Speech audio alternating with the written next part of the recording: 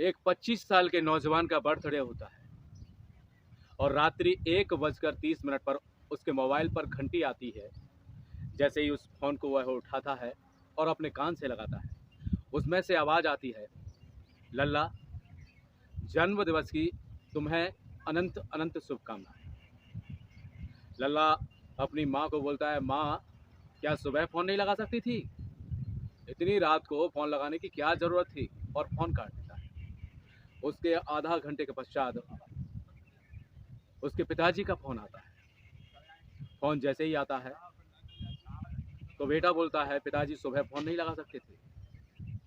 उसके पश्चात पिता बोलता है, बेटा, मैंने तुम्हें यह कहने के लिए फ़ोन लगाया है, यह बताने के लिए फ़ोन लगाया है कि तुम्हारी माँ 25 साल से पागल है। जब तुम्हारा जन्म होना था ना, जिस समय वह प्रसव पीड़ा झेल रही थी, मैं उसे डॉक्टरों के पास ले गया था।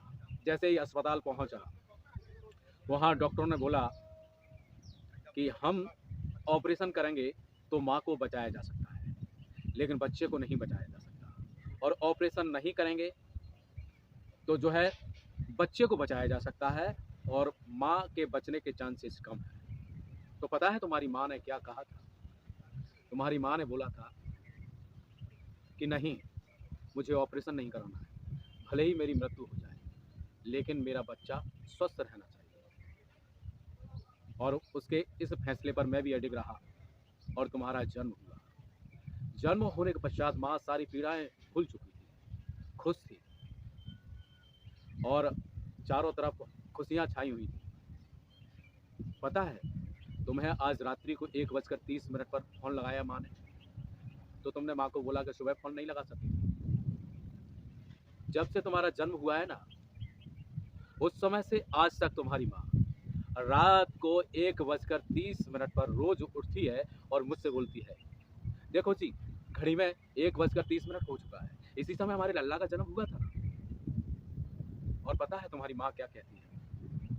तुम्हारी माँ कहती है कि अब हमें कुछ भी करने की ज़रूरत नहीं है, अब हमारा लल्ला बड़ा हो गया है, वह सब कुछ हमारे लिए कर लेगा। ठीक है बेटा, तुमने अच्छा किया, माँ से ऐसा बोलकर। और पिता फ़ोन काट देता है। बच्चे को एहसास होता है और बच्चा सुबह अपने घर पर पहुंचकर सबसे पहले अपनी माँ के चरणों में गिरता है। माँ अपने बच्चे को उठा लेती है और अपने पति को आवाज़ लगाती है, देखो जी, लल्ला आ गया, हमारा लल्ला आ गया। पिता गुस्से में आता है और देख रहा होता है, यही है तुम्हारा लल्ला, लल्ले की माँ से बोलता है। तो माँ पता है क्या बोलती है? माँ कहती है, हमारा बच्चा है, सुनो जी, इसे माफ़ कर दीजिए।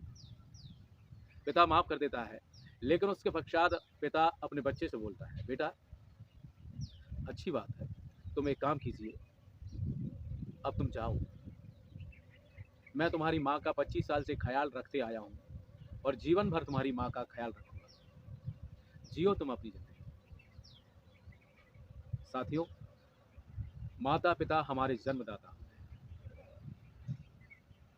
और जन्मदाता की अगर हम बेइज्जती करेंगे, जन्मदाता को अगर हम दुख पहुंचाएंगे, तो फिर भगवान भी हमें माफ नहीं करेगा। हम चाहे जितने मंदिरों में जाएं, वहां मत्था टेकें, चाहे जितना दान पुण्य कर लें, अगर माता पिता के साथ गलत किया ना, उनको दुख पहुंचाया ना, तो भगवान भी हमारी इन सभी सेवाओं को स्वीकार नहीं करता है। भगवान इन सभी सेवाओं को तभी स्वीकार करता है जबकि आप अपनी माँ से और अपने पिता से अच्छे से बात करें और उनकी आज्ञा का पालन करें। किसी के भी माता पिता ऐसे नहीं होते हैं जो कि अपने बच्चे का गलत सोचें, अपने बच्चे के बारे में गलत सोचें। हमेशा माता पिता यही सोचते हैं कि हमारा बालक कुछ अच्छा करे, जिससे कि उसका नाम हो, दुनिया में उसके चर्चे हो। अगर बालक इस तरह की बातें करेगा और माता पिता की बेइज्जती करेगा, तो फिर क्या होगा? साथियों, अपने माता पिता की बेइज्जती ना करें, उनसे अच्छे से बात करें, क्योंकि वो हमारा लालन पालन करते हैं और हमें इतना बड़ा बना देते हैं कि हम योग्य हो जाते हैं, जिससे कि हम दुनिया में कुछ भी कर सकते हैं, अपना जीवन यापन कर सकते हैं।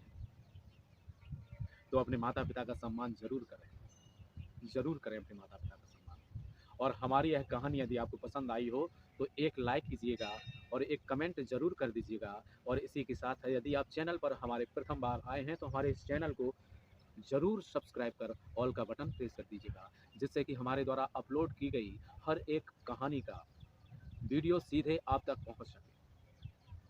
तो साथियों, यदि आपने मुझे सुना है तो आप सभी को मैं बहुत बहुत धन्यवाद देना चाहूँगा और ईश्वर से प्रार्थना करूँगा कि हे ईश्वर, जो भी मुझे देख रहे हैं और जो नहीं भी देख रहे हैं, उन सभी का कल्याण करना प्रभु, कल्याण करना।